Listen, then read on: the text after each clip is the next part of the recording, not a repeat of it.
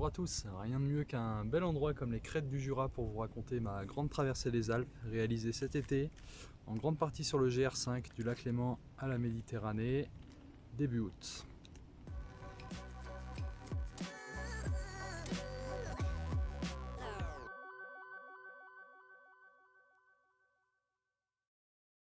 Programme 570 km et 32 000 mètres de dénivelé entre Saint-Gingolph, à côté de Genève, au bord du lac Léman, et Menton, à côté de Nice.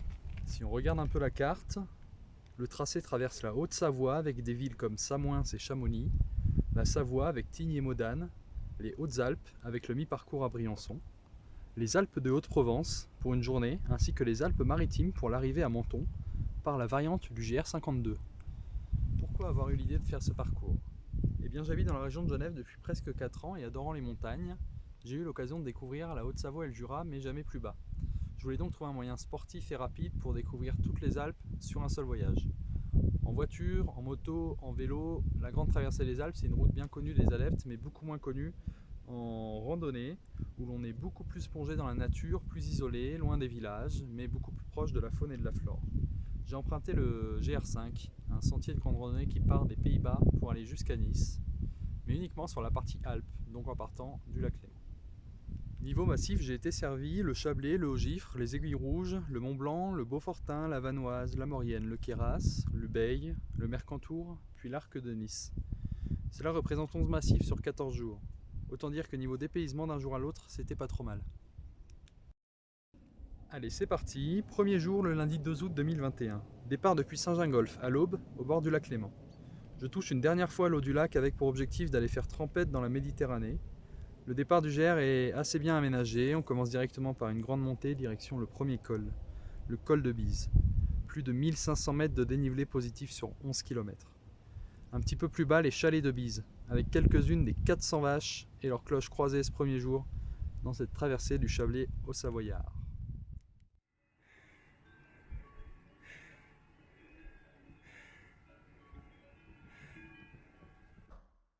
Je pense avoir croisé une vingtaine de villages sur les 600 km de la traversée. Voici le premier, la chapelle d'Abondance. Quelques minutes plus haut, la première, des dizaines de cascades croisées en route.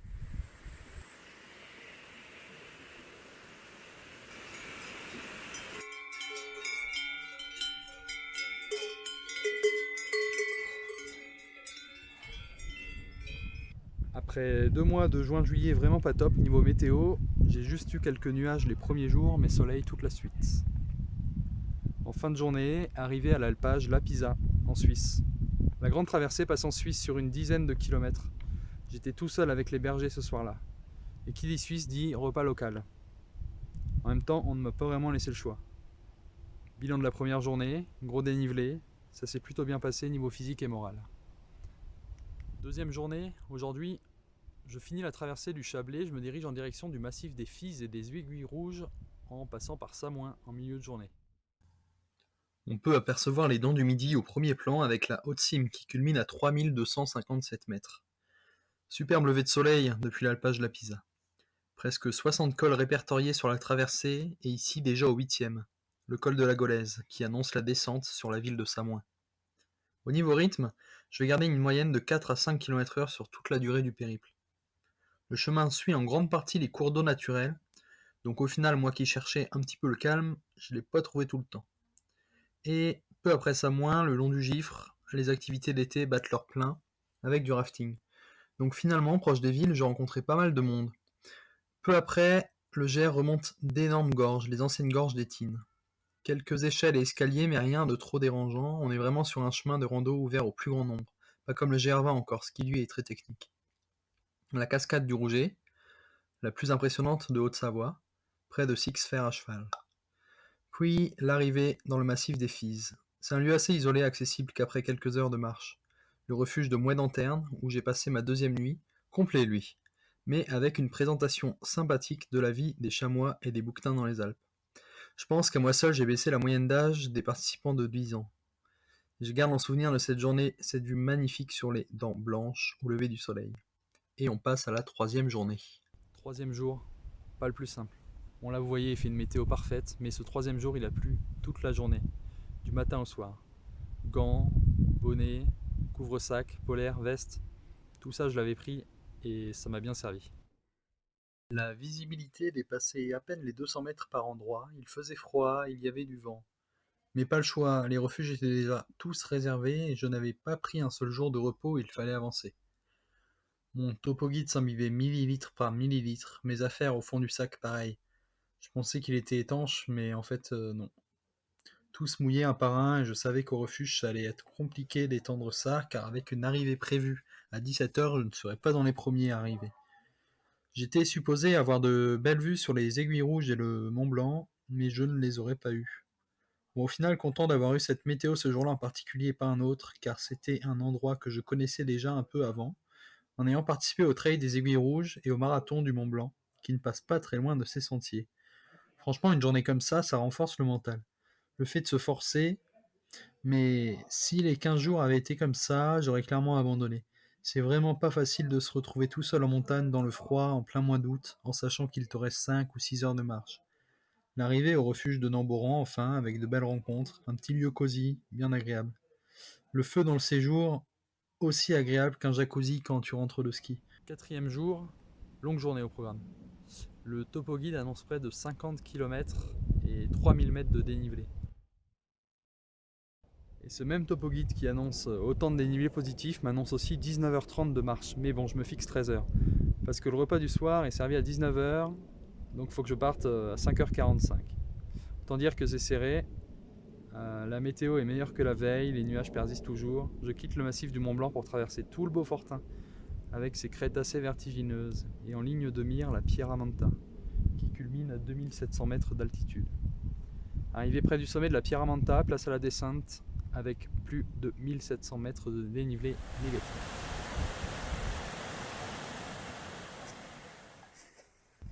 Puis l'arrivée au refuge de Rosuel, aux portes de la Vanoise, à 18h30. Le soleil ne me quittera plus jusqu'à Menton. Discussion intéressante avec des Belges à table, puis dodo avant d'attaquer un de mes massifs coups de cœur. Début de 5e journée, la Vanoise. Depuis le temps que je voulais y aller, c'était magnifique. Je la classe en tant que plus belle journée. Le départ du refuge de Rosuel signe d'office l'entrée dans le parc national. Les paysages vont être à couper le souffle et j'ai déjà envie d'y retourner. Les marmottes sont bien présentes, ici elles sont moins peureuses, les chamois et les bouquetins aussi. Un passage par Tignes-Val-Claret qui se densifie de plus en plus, mais heureusement qui est plus calme que l'hiver. J'approche déjà les 200 km. Au col de la Lesse, 2761 mètres, plus haut passage de la traversée. Je suis resté plusieurs minutes à tout contempler autour. Un silence magique, avec des vues sur des dizaines de kilomètres à la ronde. Un dernier au revoir au Mont Blanc et passage au pied de grands monts comme la Grande Motte, la Grande Casse. Il y a tellement de torrents avec la fonte des glaces que l'on peut boire toutes les 15 minutes de l'eau qui était de la glace quelques secondes plus tôt. Et comme je disais ici, les animaux sauvages sont un peu moins sauvages avec les humains. Cela restera une journée mémorable avec des vues plein les yeux et un refuge assez original de par sa terrasse énorme. Petit bug de montre encore, l'activité a été divisée en 2 sur Strava, mais 40 km de paysages incroyables.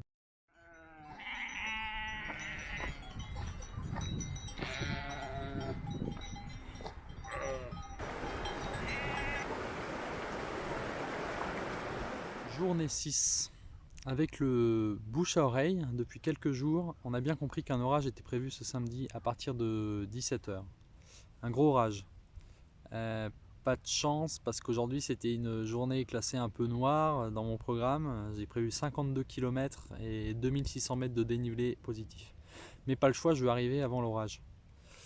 Un petit calcul me contraint donc à me réveiller très tôt et c'est à 2h30 que je mets le réveil pour un départ à 3h45. À la frontale, tout seul, dans les grandes combes minérales de la Vanoise, à 2300 mètres d'altitude. L'ambiance était assez spéciale. Bon, je filmerai pas la nuit car j'avais envie d'arriver au premier refuge pour le petit déjeuner au lever du soleil. Donc je me suis assez dépêché.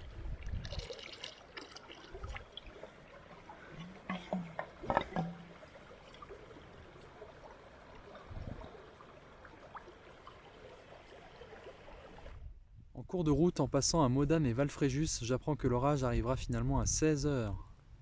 Donc j'accélère. mais j'ai mon premier coup de moins bien, une petite fatigue au moral. Le fait de jouer contre la montre, ça ne m'arrange pas, car en premier lieu, j'avais envie de profiter. Mais je me dis qu'en arrivant à 16 h, je vais enfin pouvoir profiter d'une longue après-midi de répit au refuge de la vallée étroite. Un bon repas italien, puisque la vallée étroite, bien que située en France, n'est habitée que par des Italiens. Donc jour 6, gros rythme pour arriver avant l'orage. Jour 7, si j'arrive ce soir à Briançon, j'aurai fait la moitié du voyage. Et ce dimanche, je ne me suis pas fixé trop long en guise de journée de repos. Sauf que 5 minutes après le départ du refuge, je me suis mis à saigner du nez. Ça saignait pas mal. Bon, ça me l'a pas refait la suite du voyage, donc au final ça allait. Mais je me suis dit, ouais, super, si la seule journée de repos que j'ai, je commence par saigner du nez, ça va pas le faire. Donc au programme de cette journée qui annonce la moitié du voyage, traversée de la Maurienne. Devant tous ces sommets à plus de 3000 mètres, on ne peut être qu'admiratif, se sentir vraiment tout petit, d'autant plus lorsqu'on entend les éboulements au loin mais on ne les voit pas. Les 4000 mètres des écrins se dessinent au loin, gros col de la Lose, 1100 mètres de dénivelé positif, suivi de 1500 mètres de D-, direction Briançon. Les genoux ont pris tarif, mais heureusement ce soir il y a une opportunité de petite piscine froide, donc ça va faire du bien à tout ce corps. Bilan à la mi-course, les jambes sont toujours là, les pieds aussi, le reste du corps, quelques petites douleurs à droite à gauche, mais ce qui est sûr c'est que je signe pour continuer et attaquer la deuxième semaine. 8e jour, direction le massif du Queyras, et toujours un grand soleil, donc la motivation est là. Les montagnes sont hautes, on est entouré par des sommets de plus de 3200 mètres. Je passe des cols à plus de 2500 mètres, pile poil l'altitude à partir de laquelle je sens ne pas avoir toute ma capacité respiratoire. Aujourd'hui également au programme Château Queyras, petite commune des Hautes-Alpes avec son château fort du XIIIe siècle. À la suite duquel j'attaque l'ascension du col Fromage. C'est plus de 11 km de montée, c'est très long, les panneaux indiquent pas loin de 4 heures de marche. Ici on voit la vue qu'on a en haut du col Fromage. Et la descente vers le petit village de Séac où je vais passer la nuit en gîte. Une nuit un peu agitée dans le ventre, j'ai eu le malheur de boire une eau un peu contaminée en fond de vallée. Donc faut vraiment boire l'eau le plus haut possible. Mais bon, quand la gourde est vide et qu'on a très soif, on fait des sacrifices. Heureusement, j'ai fait confiance à mon corps, je préférais pas prendre de médicaments. Et au bout de 2 jours, la pleine forme était retrouvée, donc au final, rien à regretter. 9e jour de marche. Est-ce que j'étais dans les Alpes ou au Canada en Colombie-Britannique? Franchement, vous allez voir, la question peut se poser.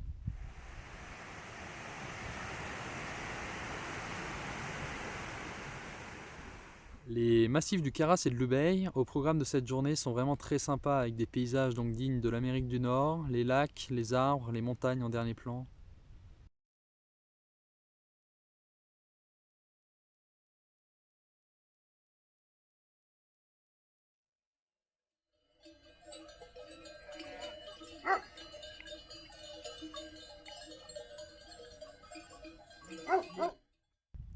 Sur la quinzaine de chiens de troupeau que j'ai croisés, j'ai été attaqué une fois par 3 chiens au milieu d'un chemin qui sont venus vers moi en courant et m'ont aboyé dessus super violemment.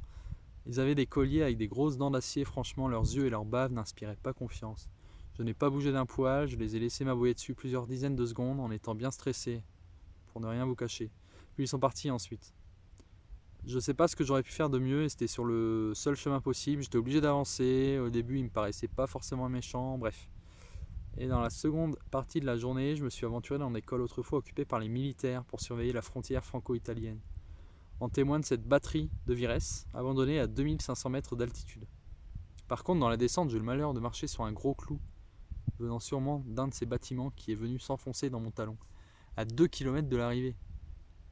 Et l'arrivée où il n'y avait aucun endroit pour manger car je dormais en camping et le patron de 81 ans était, je cite, fatigué ce soir-là pour ouvrir entièrement le restaurant. Jour 10 est entré dans le gigantesque massif du Mercantour, où je vais rester plus de 4 jours. C'est un des derniers massifs avant l'arrivée à Menton. Je suis aussi entré dans les Alpes-Maritimes, dernier département avant la mer. Et pour couronner le tout, j'ai vu sur les rares routes les premiers panneaux Nice. Bon là, clairement, hors blessure, j'y crois de plus en plus. Qui dit Mercantour dit terrain technique, par contre, où le chemin doit être deviné parmi les éboulis, où la chute n'est pas trop permise. Aujourd'hui, 6 cols au programme, ça piquait grave. Les matins se passent bien, les après-midi je ressens une fatigue importante qui me donne juste envie de dormir. Et la caféine dans le coca n'y change rien. J'aimerais faire des micro-siestes, mais mon programme un peu serré ne me le permet pas.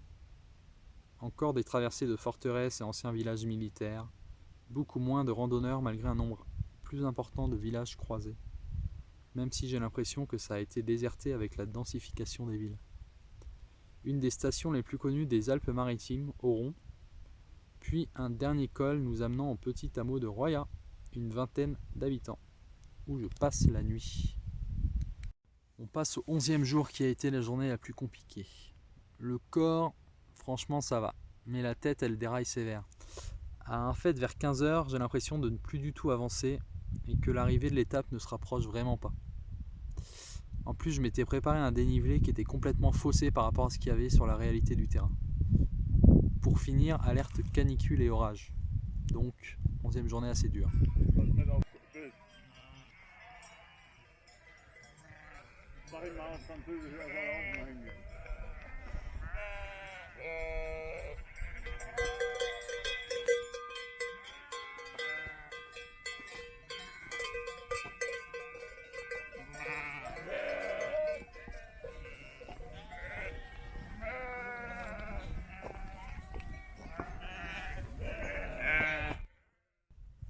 Heureusement pour ce troupeau, le berger était à côté, donc les 10 chiens sont restés à peu près calmes, sinon j'ai passé direct. Les orages comme prévu se sont montrés peu dangereux mais très lourds, donc une transpiration assez abondante, bien contraire au rafraîchissement que j'aurais aimé après ces premières heures sous un soleil de plomb. Pareil, petit bug de montre, j'ai divisé l'activité en deux, et demain toujours le Mercantour au programme, et passage dans les vallées abîmées de la tempête Alex d'octobre 2020. Bon, déjà je pars tard vers 10h30, je devais passer un test PCR pour pouvoir reprendre l'avion retour 2 jours plus tard. Et heureusement, le petit village dans lequel j'avais dormi avait une petite permanence le vendredi matin. Je quitte donc le GR5 pour prendre le GR52 qui passera par la vallée des Merveilles et une arrivée moins urbaine à Menton. En effet, sur le GR5, il y a 20 km à pied dans l'agglomération niçoise, contre 2 km seulement en arrivant à Menton. Donc j'ai vite choisi. Maintenant, pourquoi la journée la plus marquante ? J'ai remonté la vallée de la Vésubie qui a été dévastée par la tempête Alex en automne 2020.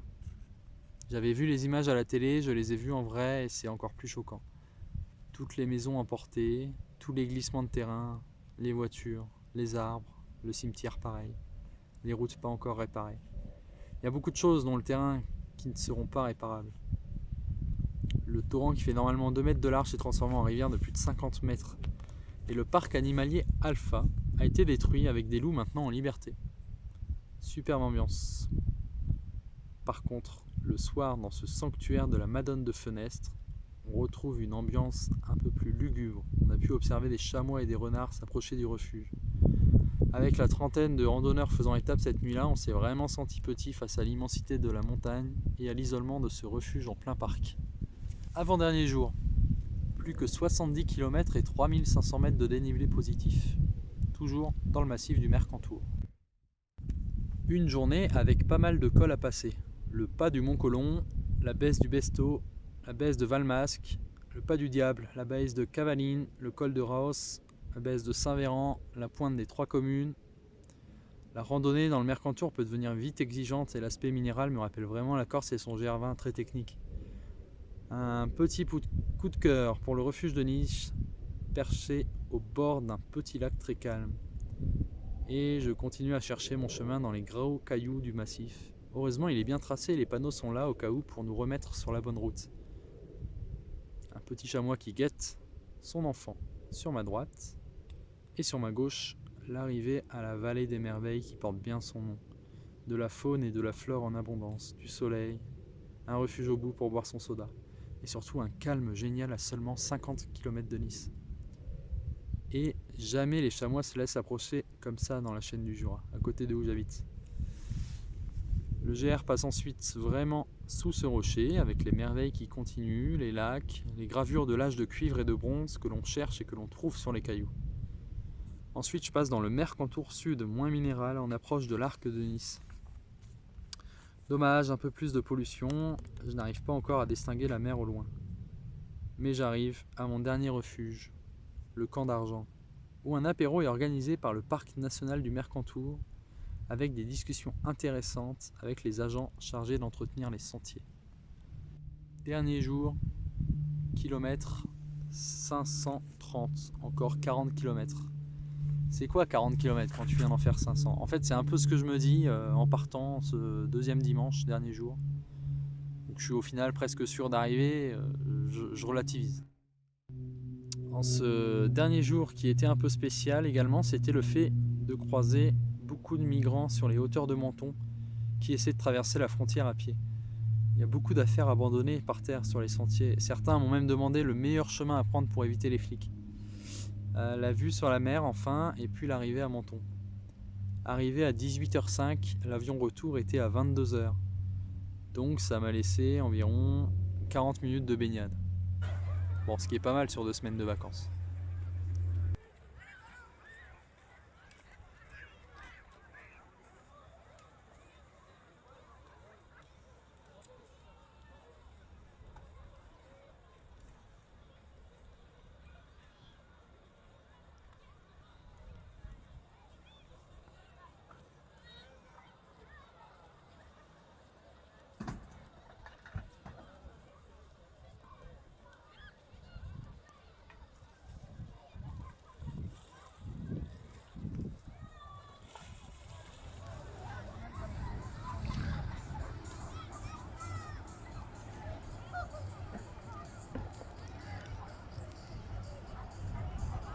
Pour traverser les Alpes, clap de fin.